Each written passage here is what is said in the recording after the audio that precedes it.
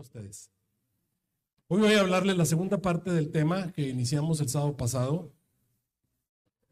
Hermanos, generalmente las cosas que digo dentro del sermón están justificadas o amparadas con algunas otras cosas que he dicho en otros sermones. Por ejemplo, si alguien tiene dudas, porque alguien me escribió acerca de lo de la Navidad, todo lo que tiene que hacer es buscar sermones relativos a la Navidad de un servidor. Les recomiendo uno que se llama Hagamos un Memorial. Pongan en YouTube, Hagamos un Memorial a Arturo Quintero, y ahí les explico bíblicamente y con citas del Espíritu y Profecía por qué la Navidad es una celebración de la cual los cristianos podemos participar tranquilamente. Hay muchos otros sermones de un servidor, pero este se lo recomiendo. Se llama Hagamos un Memorial y pongan Arturo Quintero en YouTube. Y de lo demás, pues ahí hay muchas otras cosas que pueden encontrar respuesta a través de sermones. Hoy vamos a dar las otras tres cosas en las cuales encontramos el peligro. En la primera parte, que fue el sábado pasado, hablamos de los fariseos, hablamos de los judaizantes y hablamos de los influencers. Peligros que tenemos dentro de la iglesia. Y hoy vamos a hablar de los herejes, por supuesto, aquellos que terminan saliéndose de la iglesia, y los pecadores no arrepentidos. Quiero hacer un énfasis en no arrepentidos, porque todos somos pecadores, pero no arrepentidos, ese es un problema. Y los falsos pastores. Estos son peligros dentro de la iglesia. Primero vamos a hablar de quiénes son los herejes, y quiero iniciar diciéndoles, queridos hermanos, que en la tierra existen unas 10,000 denominaciones cristianas. Algunos dicen que son 30,000. Se me hacen muchas, pero digamos 10,000 denominaciones cristianas. 10,000 denominaciones cristianas, de las cuales la única, sí, se los puedo decir tranquilamente, la única denominación de esas 10,000 denominaciones cristianas que hace un filtro doctrinal es la Iglesia Adventista. Te lo voy a repetir una vez más.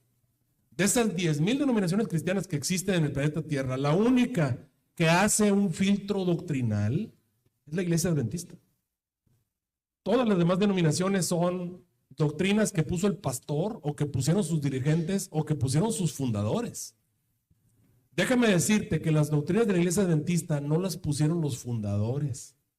De hecho, nuestros fundadores, ahorita te los voy a mostrar, tenían un montón de doctrinas que la Iglesia Adventista no cree ni defiende. Porque esta iglesia está basada en un fundamento doctrinal.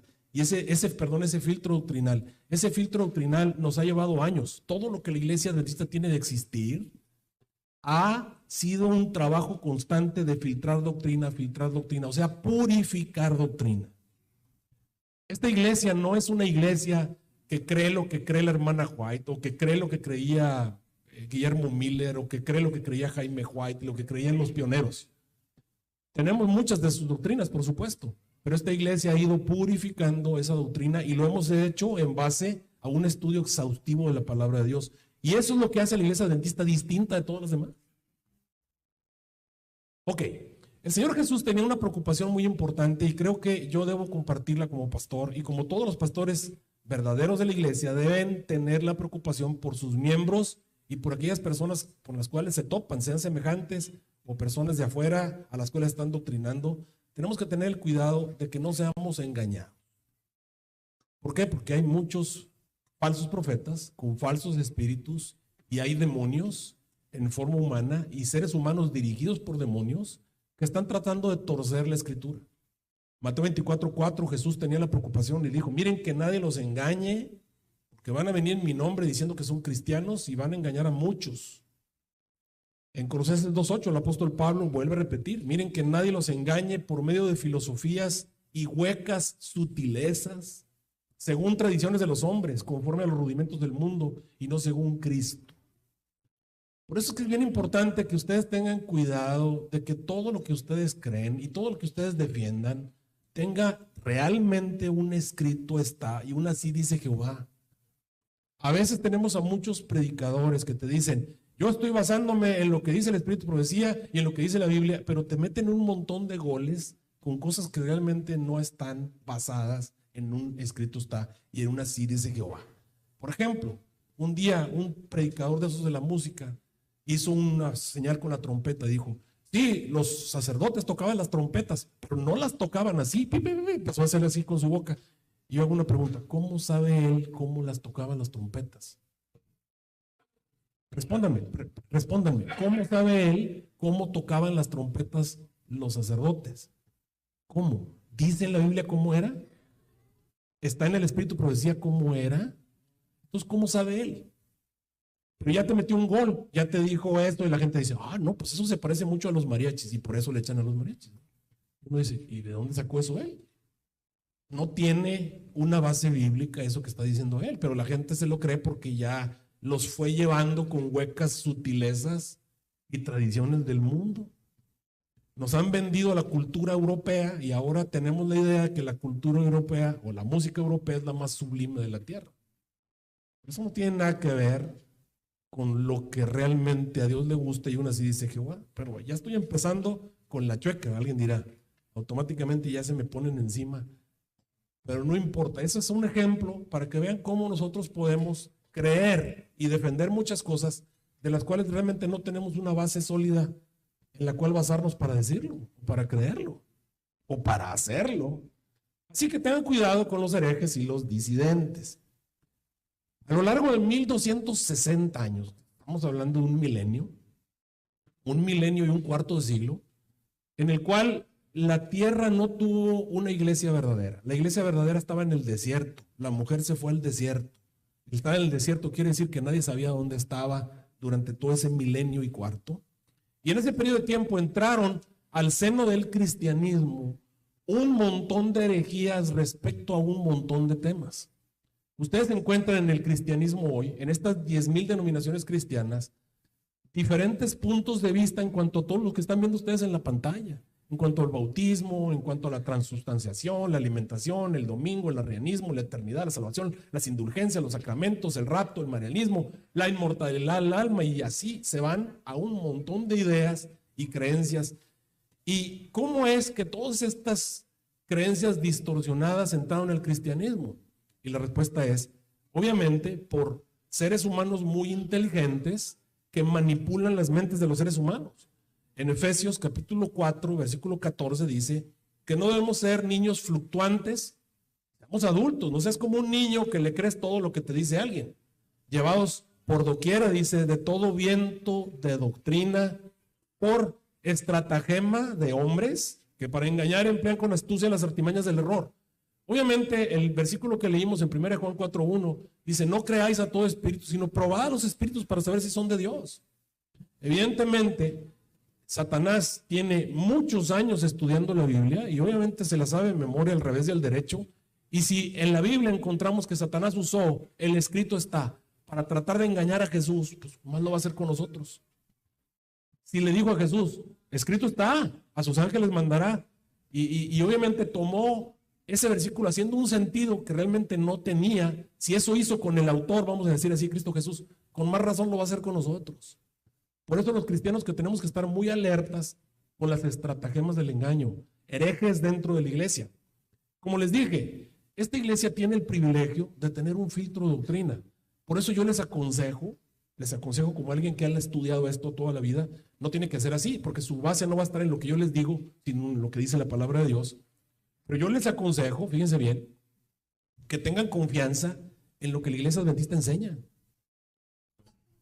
Piénsenlo 2 veces, cuando alguien viene y te enseña algo contra las 28 doctrinas especialmente que ya tenemos, vamos a decir así, a las cuales hemos llegado a un consenso como iglesia, tengamos confianza, porque no han surgido nada más porque dijo alguien o porque un dirigente lo creyó o porque nuestros pioneros así lo enseñaban, sino porque hemos llevado un filtro de doctrina, un estudio cuidadoso, exhaustivo. Entonces, cuando alguien se levanta y te empieza a decir, es que ustedes están equivocados en cuanto a la Trinidad, piénsalo 2 veces.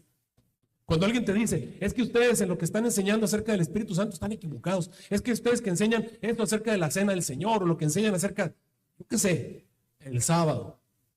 Nuestras doctrinas que ya tenemos establecidas en nuestra doctrina, piénsenlo 2 veces. No somos nosotros como los pentecostales, como las asambleas de Dios, como los bautistas, metodistas, anglicanos, presbiterianos, luteranos, que creen lo que les dijeron sus fundadores. Nosotros somos el resultado de un estudio exhaustivo. Pues esta iglesia ha llevado un estudio desde que fue fundada, de años, en las cuales los cristianos han estado revisando, viendo los versículos, sopesando el peso de la escritura para llegar a conclusiones. Pues tengan cuidado cuando alguien se levanta contra la doctrina adventista. No es una doctrina nacida de la noche a la mañana. Cuando alguien viene y me empieza a decir, es que ustedes que enseñan eso, yo empiezo a decir, se me hace que el que está equivocado eres tú. Porque no estamos hablando de una iglesia que surgió al vapor, ¿no? Estamos hablando de una iglesia que ha llevado un estudio cuidadoso de la palabra de Dios. Mira, aquí tenemos el asunto de la doctrina. La hermana White misma confiesa, porque tenemos una acusación por allí en internet y la gente cree incluso que nosotros creemos lo que la hermana White cree, o que la hermana White fue la que nos dijo que debemos de creer tal cosa. No es así. Ninguna de nuestras doctrinas, si ustedes toman, no sé, cualquiera de nuestras muestras donde están nuestras doctrinas, está basada en algo que la hermana White dijo.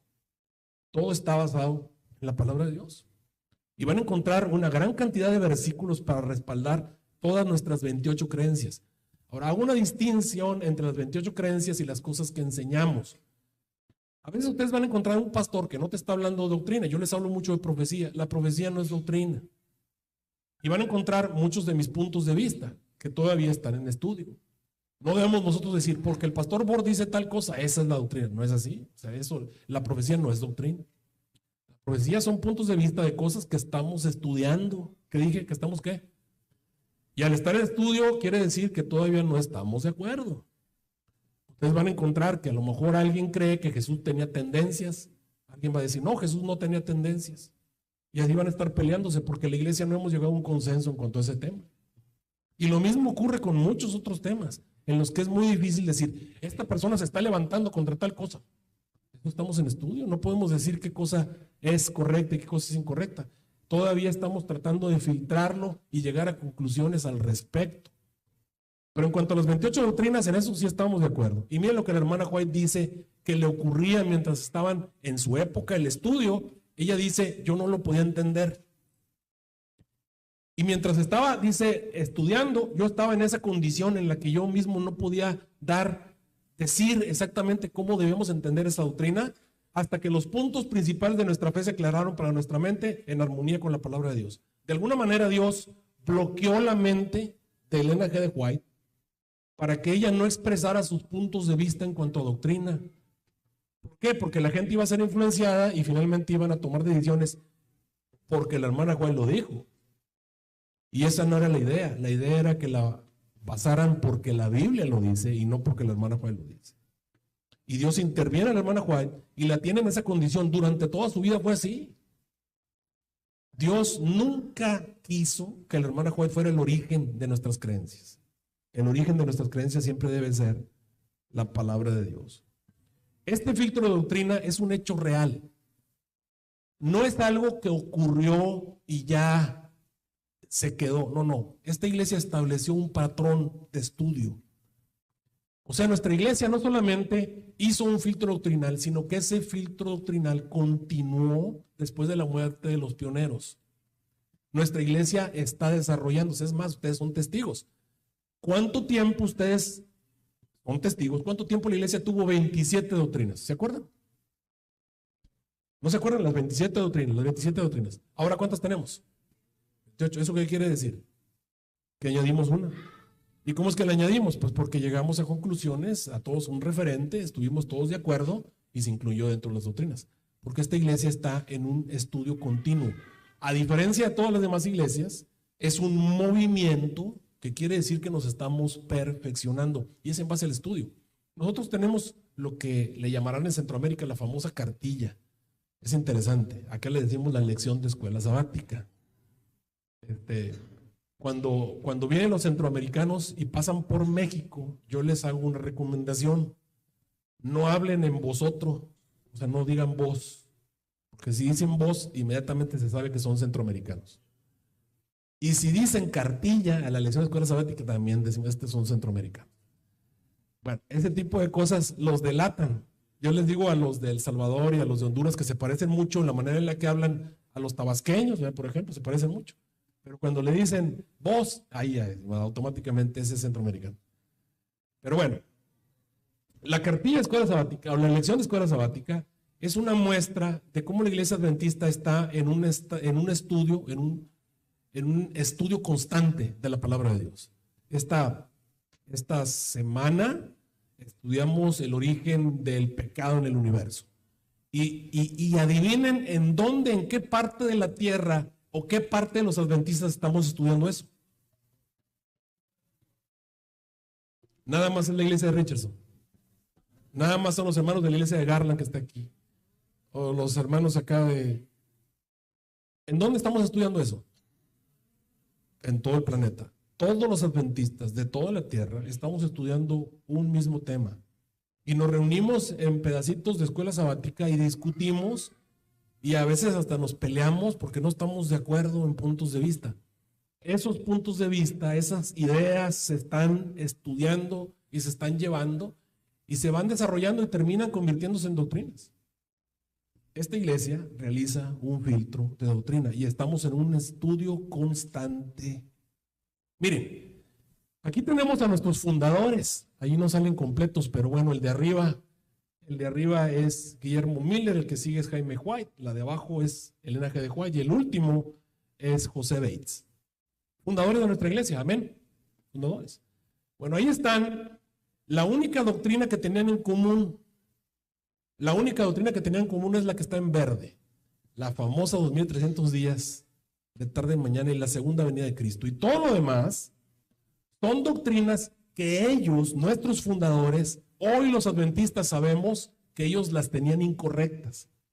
O sea, nuestros fundadores no entendían esas doctrinas cuando se formó el movimiento adventista.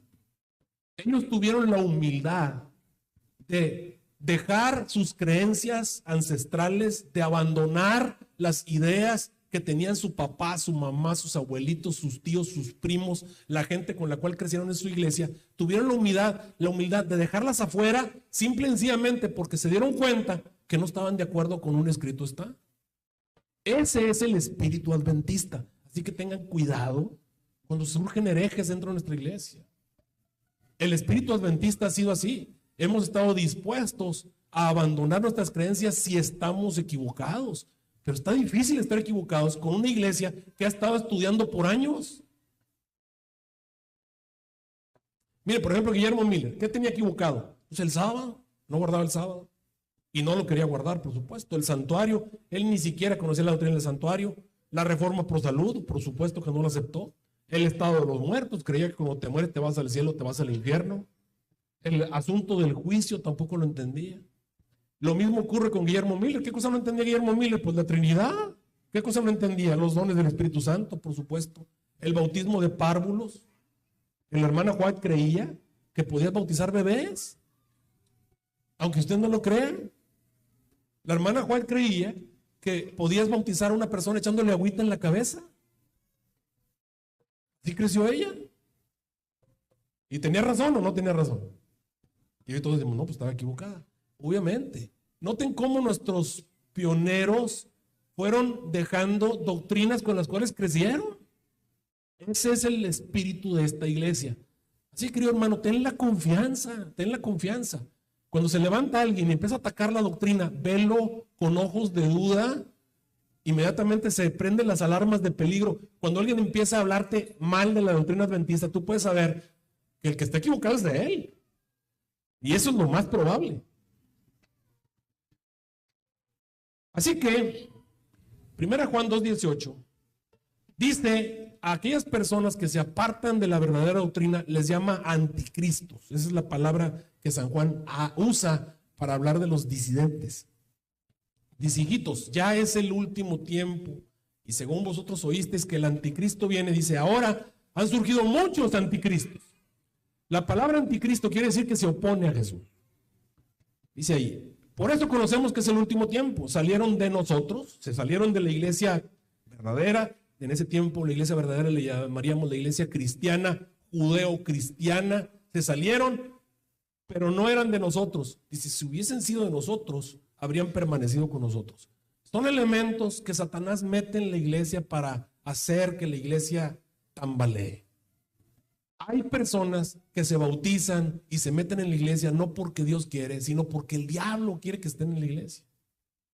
Ahora hay algunas personas que lo que hace Satanás es que los levanta como hizo alguna vez. ¿Cuál fue el pecado de él? Él se sentía el más grande y entonces cuando llegó un momento de pequeña humillación, él se rebeló.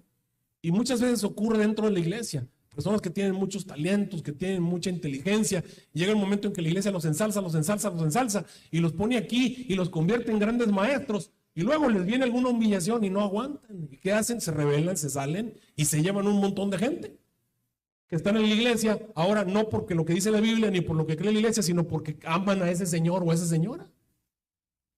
Y qué triste es cuando eso ocurre, porque las personas no están siguiendo a Cristo, sino que están siguiendo a un líder específico. Y aquí tenemos un montón de casos a lo largo y ancho del planeta Tierra, líderes de la iglesia que se hacen muy buenos o pastores que se hacen muy buenos y se hacen querer por la iglesia, se salen porque hay un problema, alguna situación y se llevan a una gran cantidad de iglesia, se van con ellos, porque los miembros de la iglesia no están siguiendo a Cristo ni están siguiendo la doctrina, están siguiendo al líder. Qué triste es eso. Salieron de nosotros porque nunca fueron de nosotros. Si hubiesen sido nosotros, habrían permanecido. Dice San Juan, salieron para que se manifieste que no todos son de nosotros. Y en 1 Juan 2, ustedes van a encontrar, y en 1 Juan 4, todos estos versículos que ustedes están viendo, presentan a un Juan que tiene problemas con doctrina. Ya en la época de Juan, ya el cristianismo había apostatado. ¿Por qué? Porque había un montón de falsos maestros enseñando falsas doctrinas y la gente seguía lo que los falsos maestros enseñaban. Por ejemplo, había algunos que negaban la existencia del Padre y el Hijo, allá en Juan 2:22, ya en la época de Juan. En 1 Juan 4:3, que el que no reconocía que Jesús era Dios, que no reconocía que era de Dios, ese era un anticristo. En San Juan 2:18 van a encontrar cómo iban a surgir, obviamente, de última hora anticristos por todos lados. Y había algunos que enseñaban incluso que Jesús no había venido en carne. Los docetistas y los ebionitas tienen diferentes puntos de vista en cuanto a la cristología o la manera en la que Jesús había venido a este mundo. Errores doctrinales por todos lados. Jesús nos dijo que se iban a levantar falsos cristos y iba a haber falsos profetas y que iban a hacer prodigios. Qué triste es cuando los miembros de iglesia se guían por prodigios. Es más triste cuando se van porque es que canta muy bonito. Ahora resulta que porque canta muy bonito, o porque es muy bueno para hablar, o porque predica muy bonito. Qué triste es que la gente siga personas porque predican bonito. Qué triste es. Así que, queridos hermanos, va a haber grandes señales y grandes prodigios. Y estos señales pueden engañar a uno de los escogidos si fuese posible. Ahí en 2 Tesalonicenses 2:3-4, el apóstol Pablo nos habla acerca de la apostasía que iba a venir. El cristianismo de hoy es un cristianismo apóstata. Apóstata quiere decir que tomaron caminos distintos. ¿Cómo se puede quitar la apostasía? Pues volviendo al camino. El camino está bien señalado. La roca sobre la cual debe estar basada nuestra fe es la palabra de Dios. A la ley y el testimonio, si no dijeren conforme a eso, no les ha amanecido. No creamos a los espíritus ni a las manifestaciones espirituales. Es que esta persona tiene muchos dones del espíritu. Tiene muchos dones del espíritu. Satanás tiene muchos disfraces. Pueden parecer que es muy bueno, tienen apariencia de piedad, pero cuando esos espíritus comienzan a negar la palabra de Dios y se empiezan a levantar contra el escrito está, tú puedes saber que ese es un falso espíritu. Así que, queridos hermanos, aquí hay una cita del Espíritu de Profecía que nos habla de ciertos seres humanos que una vez que ya se cristalizaron en sus creencias heréticas, una vez que ya están cristalizados y la gente les ha dado por su lado y les han aplaudido y los han levantado, la hermana Juárez dice que ya nadie puede hacer nada por ellos. O sea, ya no escuchan a nadie, ya se creen mejores que todos los demás, ya no hay manera de devolverlos. Dice la hermana White, ¿quién podrá contrarrestar sus propósitos? ¿Podrá un ministro, dice, suplicar por él y defenderlo? Todas sus palabras son como fábulas sin sentido. Hay personas que se meten en la herejía y llegan al grado en el que ya no escuchan a nadie, ya no le creen a nadie, se creen que son Juan Camaney, ya no hay manera de volverlos. Ellos saben más que todos, ellos entienden la Biblia mejor que todos, y cualquier persona que les diga algo, para ellos es sin sentido, sin valor y sin ningún tipo de autoridad. A eso se le puede llamar el pecado contra el Espíritu Santo, porque el Espíritu Santo fue enviado para guiarnos a la verdad, para llamarnos al arrepentimiento. Cuando estas personas ya no lo ven, ya no ven el pecado en lo que están haciendo, ya no pueden ver el error, es simple y sencillamente porque ya su cabeza se subió tanto que ya no escuchan a nadie, ya no escuchan ni al Espíritu Santo. Así que, hermanos, tengan cuidado de no caer en las garras de gente así, que finalmente prefieren salirse de la iglesia porque su creencia favorita la iglesia no la aceptó. Ahora resulta que los antitrinitarios, porque la iglesia no los quiso aceptar, no, es que ustedes son unos pecadores. Está bien, pues váyanse, nunca fueron de nosotros, es evidente. Y te encuentras con otro grupo, ahora están los que son los universalistas, ¿no? que se quieren, no, que Jesús es amor y Dios es amor y va a salvar a todos, hasta el diablo va a salvar. Pues, fíjense. Si eso es lo que crees y crees que tiene suficientes argumentos, ¿sí? Los miembros de la iglesia que leemos la Biblia sabemos que va a haber gente que se va a perder, gente que se va a quemar en el lago de fuego, gente que va a ser destruida, el camino ancho que lleva a la muerte, muchos son los que van por él, y hay un montón de evidencias en las cuales mostramos que no hay un universalismo en la salvación. Pero bueno, esas son la manera en la que ustedes pueden encontrar cómo hay herejes dentro de la iglesia. Querido hermano, tú no sigues a un ser humano. No me sigan a mí, por favor. Por favor, no me sigan a mí. Yo también estoy tratando de seguir a Jesús. Pero no me sigan a mí, sigan a Jesús. Sigan a Jesús y sigan al escrito está, y así dice Jehová. A mí me desespera que mucha gente dice, es que estoy siguiendo lo que dice la Biblia. Pero no, están siguiendo lo que dice un líder. Me doy cuenta que no están siguiendo lo que dice la Biblia. Se van y defienden las ideas de ciertos influencers y de ciertos pastores, pero no están realmente siguiendo lo que dice la Biblia. Y dicen, es que nosotros decimos lo que dice la Biblia. Tengan cuidado. Mire, ¿cuál es la verdad presente? ¿Cuál es nuestra verdad presente? ¿Es hablar de profecía? Esto es la verdad presente. Es las últimas locuras que se le ocurrieron a tal pastor. Las últimas cosas que están enseñando sensacionalistas y amarillistas acerca del tiempo del fin. Eso es la verdad presente. No, la verdad presente son las doctrinas que hasta el presente tenemos establecidas, que hemos ido colocando una por una. Esa es la verdad presente. En este momento tenemos 28 doctrinas que conforman la verdad presente. Ahora, bien le dijo San Pablo a Timoteo, persiste tú en aquello que has aprendido. En aquello que ya estás seguro, en eso persiste. Una vez que estamos seguros en eso, que no te mueva nadie. Así que, queridos hermanos, ¿cómo podemos evitar a los herejes? Pues uno así dice Jehová. Pregúntate por qué crees lo que crees. Nada más porque alguien te lo dijo. Pregúntate por qué crees eso.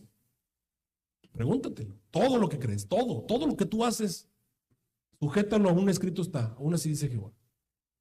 ¿Por qué yo creo que tal música es mala? Bueno, búscalo y ve si eso que tú crees es así como es. Sé como los berianos. Y si yo creo que la Navidad está equivocada, bueno, ¿por qué? ¿Basado en qué? ¿En dónde? En la historia es que Internet, es que Wikipedia, es que el video aquel, ninguna de esas es base válida. Defiéndelo con un escrito está, con uno así dice Jehová, con un texto de la hermana White. Y si no tienes eso, querido hermano, tu base es vana. Es vana. Y ustedes no sigan a nadie que tiene bases vanas, están edificando sobre la arena. Van a venir las tormentas del huracán Ian y se los va a llevar. Y otros huracanes. Vientos de doctrina, ¿no dice la Biblia? Ok, este es el peligro número 4. El peligro número 5 que yo veo en la iglesia son los pecadores no arrepentidos. No estoy hablando de los pecadores, porque queridos hermanos, todos somos pecadores. ¿Amén? ¿O no es así? Todos somos pecadores. Pero hay pecadores no arrepentidos. Esos pecadores no arrepentidos son un peligro para tu vida espiritual. ¿Quién es un pecador no arrepentido? Un pecador no arrepentido es aquel pecador que no tiene planes de cambiar su conducta. Eso es un pecador no arrepentido.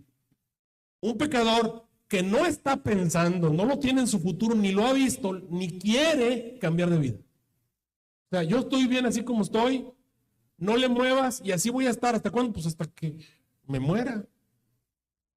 Ese tipo de personas son un peligro para tu vida espiritual. Ese tipo de personas. Tienen un corazón duro. Mira lo que dice Romanos 2:5. El apóstol Pablo dice, por la dureza, tu dureza, y por tu corazón no arrepentido, atesoras para ti mismo ira para el día de la ira y de la revelación del justo juicio de Dios, el cual pagará a cada uno conforme a sus obras. Vida eterna a los que perseverando en bien hacer, buscan gloria, honra e inmortalidad. Pero ira y enojo, sí, obviamente a los que son contenciosos y no obedecen a la verdad, sino que obedecen a la injusticia. En Lucas 13:4 dice, ¿o piensas que aquellos 18 que fueron aplastados por la torre de Siloé eran más culpables que todos los demás habitantes de Jerusalén? Y luego Jesús dice, les digo que no.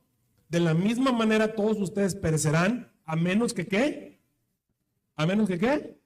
Que se arrepientan. Entonces, el punto es el arrepentimiento. El arrepentimiento es la idea de que el ser humano finalmente va a sentir lástima o tristeza por lo que está haciendo y un deseo ferviente de cambiar su vida y de ser distinto.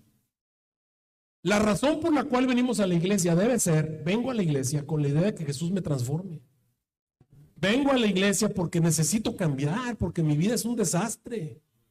Necesito un poder que no tengo, pero que Dios tiene para ayudarme a salir del lugar donde estoy. La razón por la que vengo a la iglesia es porque quiero ser una mejor persona, porque quiero ser semejante a Jesús, me quiero parecer a Él es el modelo. Como dice el canto que canta Laura, que me gusta mucho, para ser como tú. Ser como tú. Quiero parecerme a Jesús. Y por eso es que venimos a la iglesia.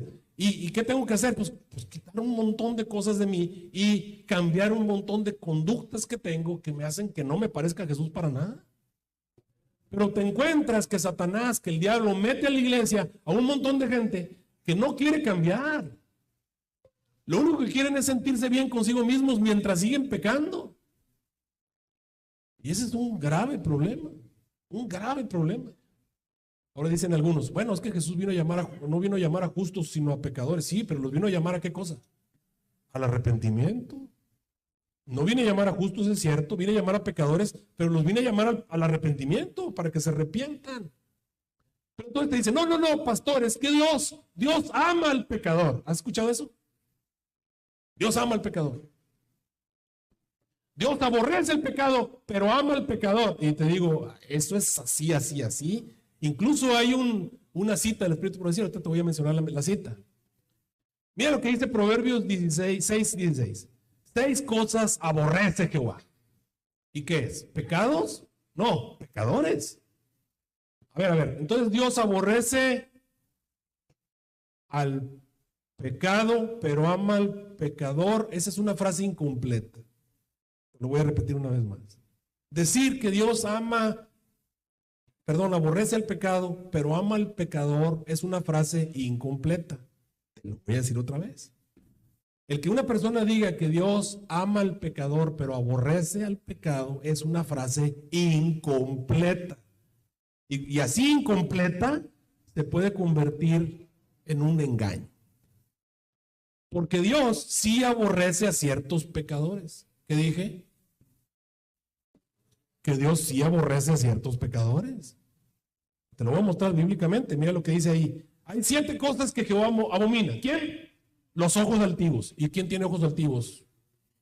Pues el pecador. ¿Qué más abomina? La lengua mentirosa. ¿Y quién tiene la lengua mentirosa? El pecador. Las manos derramadoras de sangre inocente. ¿Y quién tiene eso? El pecador. El corazón que maquina pensamientos inicuos. ¿Quién tiene eso? Un pecador. Y la Biblia dice que Dios lo aborrece. Sigo leyendo ahí. El testigo falso que habla mentiras. El que siembra discordia entre los hermanos. Eso lo aborrece Jehová. ¿Quién? Pues el que anda de chismoso, levantando problemas. O sea, sabe.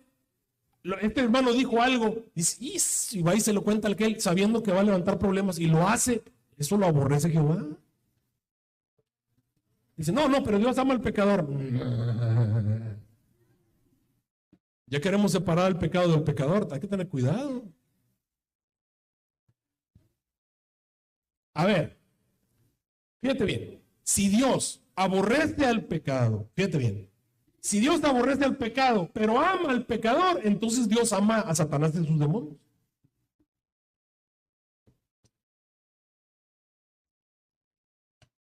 ¿O no?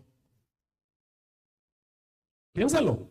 Si Dios ama al pecador, aborrece el pecado, aborrece lo que hace el diablo y aborrece lo que hacen los demonios, entonces Dios ama a los demonios y ama a Satanás. Los ama.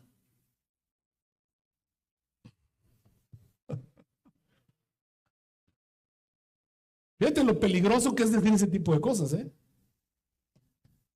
Entonces, si Dios ama al pecador, entonces ¿por qué mató a Ananías y a Zafira? ¿O no los mató? Si Dios ama al pecador, entonces ¿por qué va a condenar? Entonces tienen razón los universalistas. Salmo 5:5 dice, los insensatos no estarán delante de tus ojos. ¿Aborreces? ¿A quiénes? Entonces, ¿ama a los que hacen iniquidad o no los ama? Interesante, ¿no? Hay que tener cuidado con esas frases que nos sacamos de ahí. Hay que tomarlas en todo el contexto y entender exactamente qué están diciendo esas frases. Alguien dice, pero es que la hermana Juay lo dice. Pero todos los textos que encontré de la hermana Juay, todos, te lo vuelvo a repetir, todos los textos que encontré de la hermana Juay, donde ella dice eso, mete la palabra arrepentimiento. Sin la palabra arrepentimiento, esa frase está incompleta. Te la voy a poner como debe ser. Dios aborrece al pecado, pero ama al pecador arrepentido. Eso es la palabra correcta y completa. Si no está arrepentido, no. Mira lo que dice la hermana Juan, ahí está. No es seguidor de Cristo que el que desviando la mirada se aparte de los que yerran, dejándolos proseguir sin estorbo su camino descendente. Los que se adelantan para acusar a otros y son celosos en llevar a la justicia, son con frecuencia en su propia vida más culpables que ellos. Los hombres aborrecen al pecador mientras aman al pecado. Cristo aborrece el pecado, pero ama al pecador. Sigo leyendo. Tal ha de ser el espíritu de todos los que le sigan. El amor cristiano es lento en censurar, presto para discernir, ¿qué cosa? El arrepentimiento. O sea, cuando tú ves a un pecador que sí pecó, pero lo ves que tiene ganas de cambiar y que está arrepentido, hermano, bienvenido, le amamos. Pero si tú lo ves que está pecando y le quieres seguir,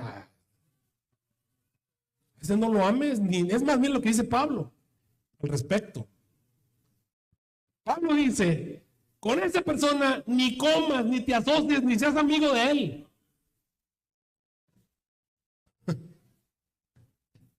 Dicen, San Pablo, entreguen a tal persona a Satanás para la destrucción de la carne, a fin de que su espíritu sea salvo en el día del Señor. La jactancia de ustedes no es buena.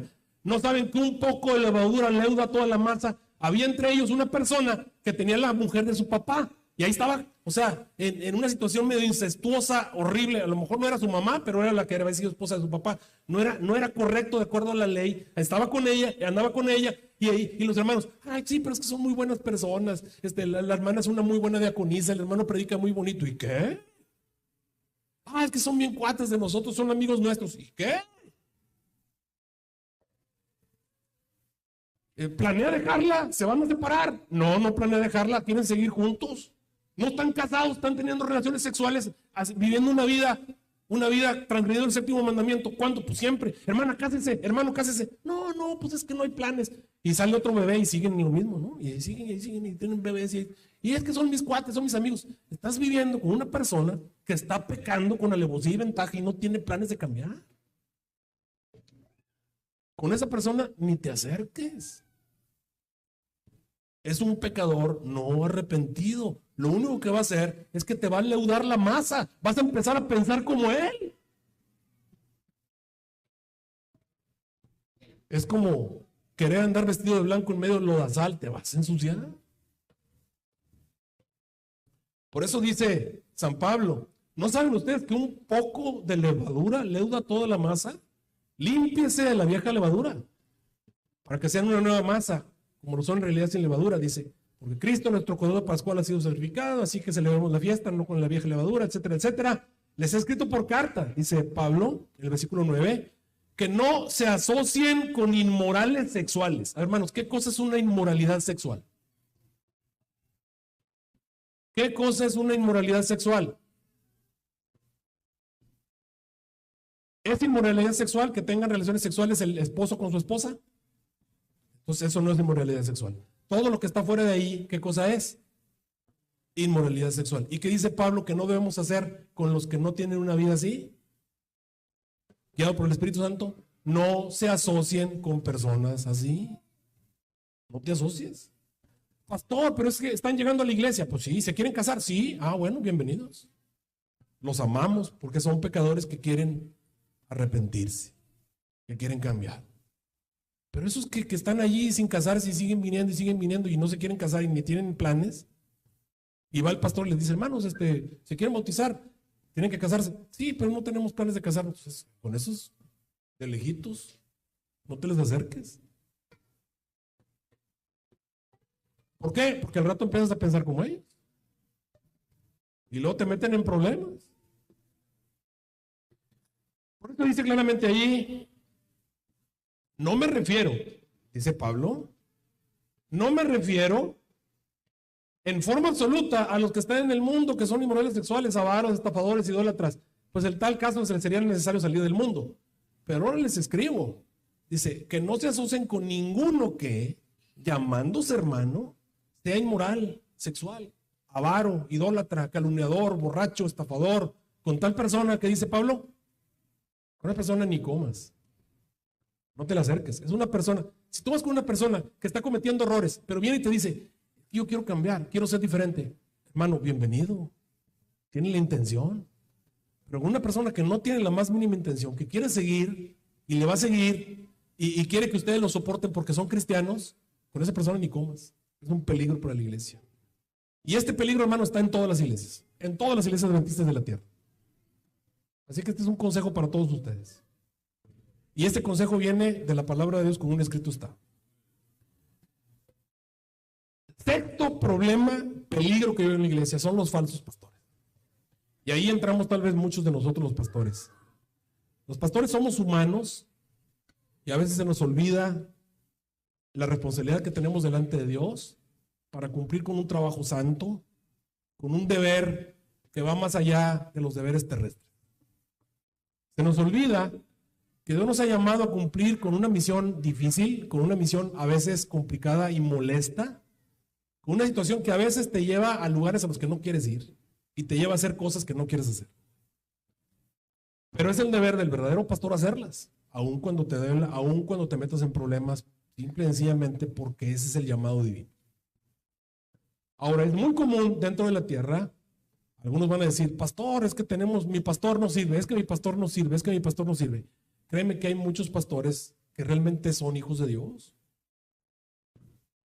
que han sido llamados. Algunos estarán tal vez pasando por momentos difíciles, algunos tienen dificultades, por eso Pablo dice, oren por sus pastores. Vamos a hablar de los atalayas, allá en Isaías 56:10. Sus atalayas son ciegos, eso es decir que no ven. ¿Para qué te sirve una atalaya que no ve?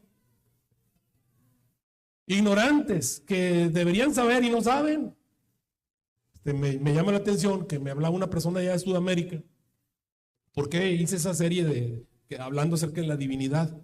Pues porque me preocupó que una hermana me hablaba allá de Sudamérica y me decía, pastor, acá los antitrinitarios me están dando con todo, ya se llevaron a toda la iglesia. Y les dije, ¿y su pastor? Pues no sabe nada. No vienen, no los enfrentan, no les discuten, no. Pues es que es el momento donde el pastor se tiene que poner a estudiar. No es estudiar.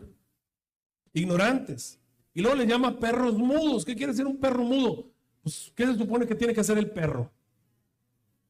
Y cuando ladran, ¿ustedes qué saben? ¿Qué está pasando? Ojalá que no sean como mi perro. Yo tengo un perro, el Chewy. No es Chewy, es Chewy. O sea, Chewy así como el que mastica. Ok.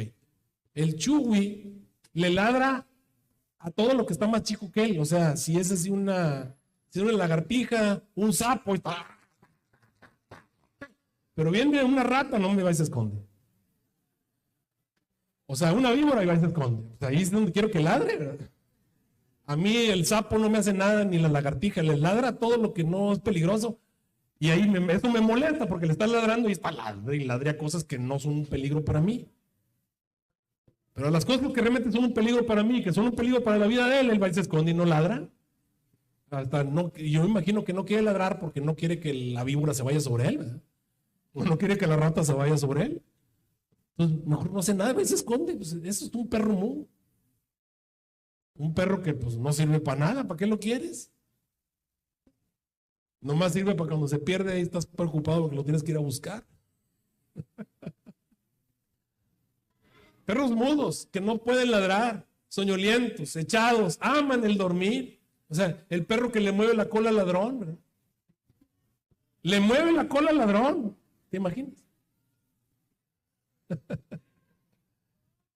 Dice, perros comilones, insaciables.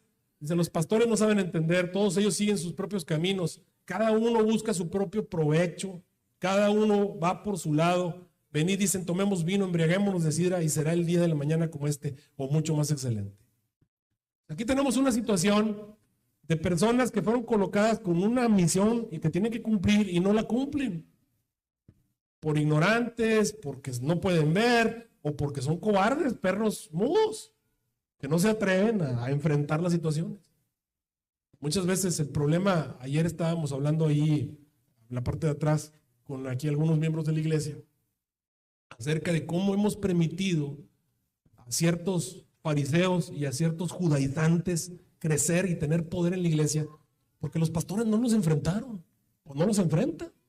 Y no los enfrentan porque no quieren tener problemas, no tienen que ver con controversias. ¿Cuántas iglesias adventistas en la tierra hay que no ponen un pino porque tienen un montón de perros que les ladran y no son los pastores que deben ladrar, le están ladrando al árbol equivocado? Y nadie los enfrenta porque no quieren que los muerdan. Y lo mismo ocurre con todas las demás cosas. Y eso permite que los fariseos y los judaizantes ganen. ¿Y qué pasa con la iglesia? Pues la iglesia sufre. La iglesia sufre. Miren, en Hebreos 13, 17 al 18, el apóstol Pablo, bueno, supongo que Pablo escribió Hebreos, yo digo amén y no sé si alguno de ustedes también lo dice, todos creemos que Hebreos fue escrito por San Pablo, hay una discusión a nivel teológico, pero bueno, el apóstol nos dice que debemos obedecer a los pastores, pero también te dice a qué clase de pastores. Dice, obedecer a vuestros pastores y sujetaos a ellos, porque ellos, ¿qué dice? Velan por vuestras almas. Si tú ves que tu pastor está velando por tu bienestar, pues entonces a eso es el que tienes que obedecer. Como aquellos que han de dar cuenta, dice, para que lo hagan con alegría y no quejándose, porque esto no es provechoso. Orad por nosotros, dice Pablo, pues confiamos en que tenemos, fíjate, buena conciencia. Estas son características de un buen pastor. Un buen pastor es aquel que vela por las almas de la grey, aquel que tiene una buena conciencia, o sea, no lo hace por fama y dinero. A mí me desespera muchos de esos pastores que son populeros, o sea, que nada más están buscando fama. ¿Qué hacen? Pues que no se atreven a meterse a los puntos difíciles que les levantan a la gente que lo está siguiendo. Uno los ve y lo siguen todos los fariseos y todos los judaizantes, y no se atreve a enfrentarlos porque son sus seguidores. Andan buscando fama y fortuna. Qué triste es que así sea la gente, que sea populero, que juegue para las gradas, que predique para caerle bien a la gente, que se calle para no enojar a los audientes, a los que lo están siguiendo. Dice, tenemos buena conciencia, deseando conducirnos bien en todo. Eso es un buen pastor. En Mateo 7, 15 al 20.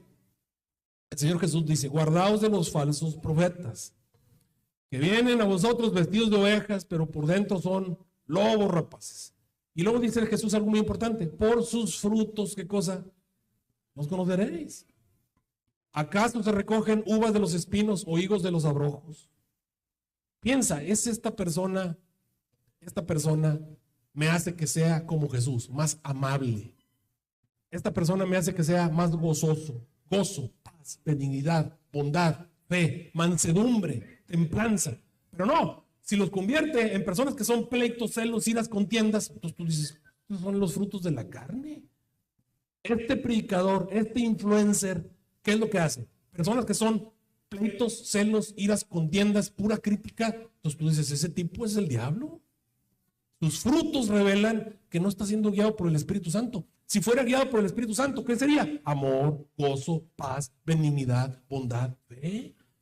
Pero si estos frutos no se dan, lo único que te está diciendo es que esta persona no tiene el Espíritu Santo, tiene otro espíritu. Así que por sus frutos los reconoceréis. ¿Acaso se recogen uvas de los espinos, higos de los abrojos? Todo buen árbol da buenos frutos. El árbol malo da malos frutos. No puede un árbol bueno dar frutos malos, ni un árbol malo dar frutos buenos. Todo árbol que no da buen fruto es cortado y es echado al fuego. Así que por sus frutos los conoceréis. Cuando de pronto tú te encuentras una persona en internet que te pone comentarios y dice, ay, echando, tirando, y tú dices, ¿este espíritu de dónde salió? ¿Este espíritu de dónde salió? Entonces, estos pleitos, celos, iras, contiendas, y luego te ponen, escuchen a tal. Ah, pues ya sé quién es. Ya sé quién te produjo. Ya sé quién es el que te dio a fruto a ti. Ahora ya sé quién es la persona, el falso maestro que tiene un falso espíritu. Aprendan a reconocer a las personas por sus frutos. Aprendan a reconocerlos. San Juan 10:11, Jesús se coloca como debe ser, como el verdadero pastor. Si hay un pastor al que no le podemos criticar nada es a Cristo. Yo soy el buen pastor, dice Jesús. El buen pastor, su vida da por las ovejas. Mas el asalariado, y que no es el pastor, de quien no son propias las ovejas, ve venir al lobo y ¿qué hace? Deja las ovejas y ¿qué hace? Y oye, pues hay que se defiendan las ovejitas solitas. Es curioso que lo que hacían los pastores en la época de Cristo es que los llevaban a las cuevas para que se quedaran allí. Cuando pasaban la noche los metían dentro de la cueva. ¿Y qué hacía el pastor? Se acostaba delante de la cueva. Si querían meterse con las ovejas tenían que pasar por sobre él. Eso es lo que hace el buen pastor. Se mete y defiende a su feligresía, defiende a lo que está ocurriendo dentro de la iglesia. ¿Para qué? Para que las ovejitas estén tranquilas. Por eso ahí, ve venir el lobo, deja las ovejas, el falso pastor, y huye. El lobo las arrebata, las ovejas se las dispersan. Así que el asalariado huye porque es asalariado y no le importan las ovejas. Yo soy, dice Jesús, el buen pastor. Conozco mis ovejas y las mías me conocen. Pues veamos características de un buen pastor. A lo mejor tu pastor no tiene todas esas características. Yo no tengo todas esas características. Y las quiero tener porque Jesús las tenía. Esas son las características de un buen pastor. Velan por vuestras almas. Tienen buena conciencia. Desean conducirnos bien en todo. Su vida dan por las ovejas. Tienen los frutos del Espíritu Santo. No temen decir lo que se tiene que decir cuando se tiene que decir. O sea, no se quedan mudos como el perro que le tiene miedo al animal más grande. Ladran porque tienen que ladrar aunque les vaya como les vaya. ¿Ok? No buscan su propio provecho. O sea, no están tratando de fama y dinero, ni tener dinero, ni caerle bien a la gente. Están tratando de hacer simple y sencillamente lo que es correcto porque es correcto. Esas son las características de un buen pastor. 1 Timoteo 3:1, palabra fiel, si alguno apetece obispado, buena obra desea. Conviene pues que el obispo sea como irreprensible, marido de una sola mujer, solícito, templado, compuesto, hospedador, apto para enseñar, no amador del vino, no heridor, no codicioso de torpes ganancias, sino moderado, no peleonero. Ahí yo tengo que cambiar mucho, ajeno de avaricia, que gobierne bien su casa, que tenga a sus hijos en sujeción, con toda honestidad. Que el que no sabe gobernar su casa, ¿cómo cuidará también de la iglesia de Dios? No un neófito, que no inflando se caiga en el juicio del diablo. También conviene que tenga un buen testimonio de los extraños y que no caiga en afrenta y el lazo del diablo. Me encanta este cuadro porque presenta lo que un pastor debe ser. Pastor debe ser. Está cuidadoso de que sus ovejas estén seguras y bien alimentadas. Queridos hermanos, peligros dentro de la iglesia. Sí, ahí están los peligros dentro de la iglesia. Se los presento para que ustedes tengan cuidado de sus propias almas. No crean a todo espíritu, pruébenlos para saber si son de Dios, a la ley del testimonio. Finalmente, sean nobles como los bereanos, escudriñen si todo lo que yo dije esta mañana es así. Y persistan en aquello que han aprendido, sabiendo de quién lo están aprendiendo, de una iglesia que está haciendo un filtro doctrinal. Así que, Judas 1, 3 al 4, amados, por la gran solicitud, preocupación que tenía de predicarles tocante a la común salvación que tenemos todos, me ha sido necesario exhortarles a través de este sermón para que contiendan ardientemente por la fe que una vez les ha sido dada. Porque ciertos hombres han entrado encubiertamente, los cuales desde antes fueron ordenados para esta condenación, hombres impíos que cambian la gracia de nuestro Dios en libertinaje, negando el único Señor Dios y nuestro Jesucristo. Queridos hermanos, los dejo en el mejor guía, el único guía que Dios puso en esta tierra. El representante de Dios en la tierra no es una iglesia, no es un pastor, no es un dirigente. El representante de Dios en la tierra es el Espíritu Santo. Es el Espíritu Santo, al cual conviene escucharlo muy atentamente.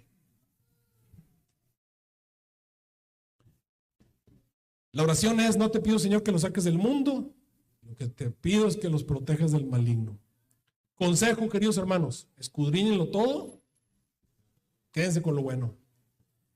Consejo universal para todo lo que ustedes hacen. Consejo universal. Todo lo que es verdadero, todo lo justo, todo lo puro, todo lo amable, todo lo honesto, todo lo que es de buen nombre, ¿hay virtud alguna? ¿Hay algo digno de alabanza? Adelante. No temo que la iglesia vaya a fracasar. Sé que va a continuar y va a tener éxito. Pero muchos miembros de iglesia van a caerse de la barca porque no tuvieron cuidado de los peligros que hay adentro de la barca. Querido hermano, no dejes que alguien te empuje fuera de la barca. No dejes que alguien te empuje fuera de la barca, que te lleve a las orillitas de la barca para que te puedas caer. Acércate lo más que puedas a Cristo Jesús, que es el que va guiando, y que el Espíritu Santo te diga, palabra que diga, este es el camino, vete por allí, no te vayas ni a la izquierda ni a la derecha. Que el Señor les bendiga. Nos ponemos de pie, vamos a orar. Tengo 58 minutos predicándoles. Vamos a orar. Te agradecemos, Señor, porque nos has llamado en las tinieblas a tu luz admirable. Nos has permitido conocerte, amarte y servirte y ser parte de una iglesia que ha tenido mucho cuidado en cuanto a la doctrina. Perdónanos, Señor, si hemos sido descuidados. Y queremos poner en tus manos a todas las personas que tal vez se ven afectadas por este tema. Ayúdame a mí a cumplir con la misión con la que me has llamado y me has encomendado. Y pongo a estos hijos tuyos que están siguiendo este tema aquí reunidos y los que nos están siguiendo a través de los medios sociales. Que tu Espíritu Santo, Señor, nos guíe a toda verdad. Lo pido en el nombre de Cristo Jesús.